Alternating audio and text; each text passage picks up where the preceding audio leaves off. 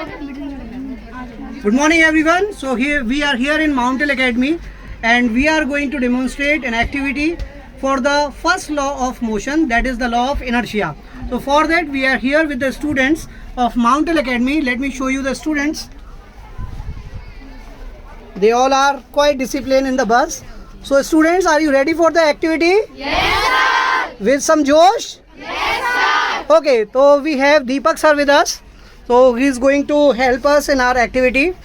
तो बच्चों हम एक्टिविटी करेंगे for the law of motion कि जब बस अचानक से रेस में आती है तब क्या होता है, ब्रेक लगता है तब क्या होता है. ठीक है, आप लोगों को उस पर एक्ट करना है स्मार्टली. ओके सर, पहला डेमो में स्टार्ट करेंगे अचानक से रेस देने से. तो 1 2 गो. रेस देते हैं तो क्या होगा, तेजी से रेस आएगी तो क्या होगा, you will go in backward direction. कैसे जरा करके बताओ. 1 2 गो एवरीवन. फाइन. ओके, तो ऐसा क्यों होता है बच्चों, जब अचानक से रेस लेते हैं हमारे ड्राइवर भैया तो हमारी जो बॉडी होती है वो पीछे की तरफ जाती है. कैन यू डिमॉन्स्ट्रेट अस बेटा, ऐसा क्यों होता है. इनर्शिया की वजह से. क्यों, क्या होता है इनर्शिया में, कि जो बॉडी का part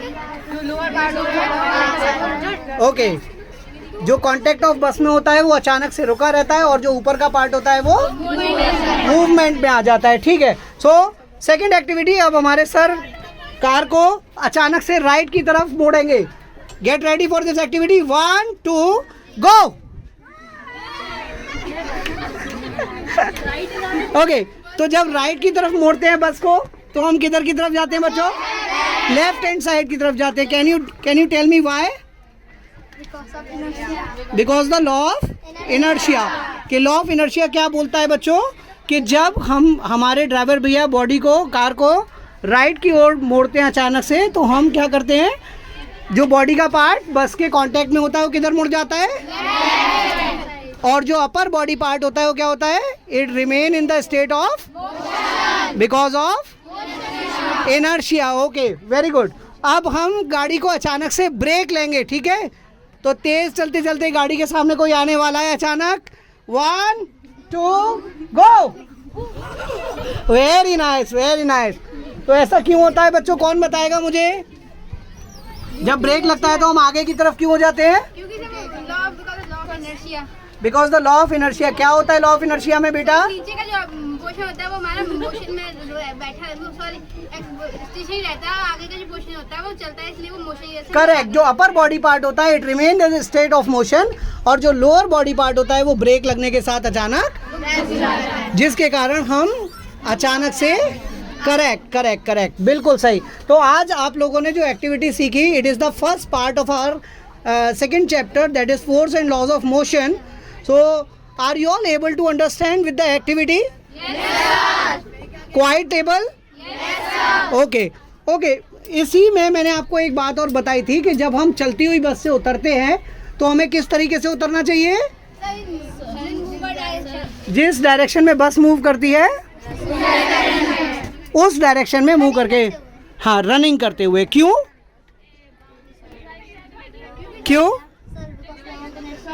right, because of the law of inertia. क्योंकि अगर हम चलती बस से उतरते हैं अचानक से ज़मीन के कांटेक्ट में आने पर लोअर पार्ट ऑफ बॉडी क्या हो जाता है, रेस्ट में आ जाता है, और अपर पार्ट ऑफ बॉडी क्या रहता है, जिसके कारण हम कहाँ की तरफ गिर सकते हैं, आगे की तरफ गिर सकते हैं. Very good, very good. चलो अब, so with the help of activity I think I am able to make the student understand about the concept of motion and inertia. So let us ask some questions from the students.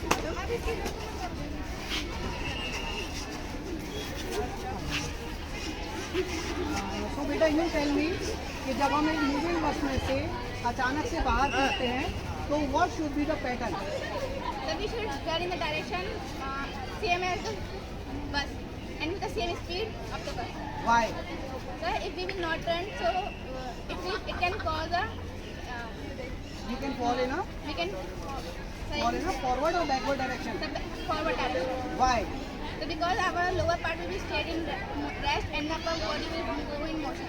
Okay, fine. ठीक है. अच्छा बेटा, जब हम बस में बैठे होते हैं और हमारे ड्राइवर भैया अचानक से रेस देते हैं तो हम आगे की तरफ जाते हैं या पीछे की तरफ, क्यों जाते हैं? Sir, because when the accelerator it will take us speed, then our body will our left part is stationary, but the upper part is in motion. Correct. And due to which property? And Inertia. Can you tell me what is inertia?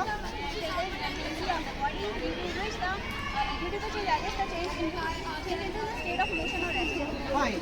So, which law of motion is explained by these examples?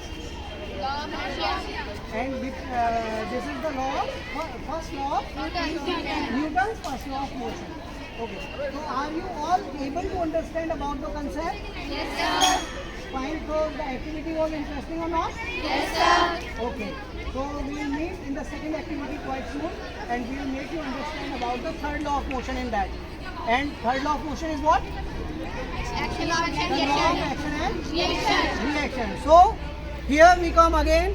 We will be again here for the second activity for the law of motion, that is the action and reaction, third law of motion. Till then, goodbye.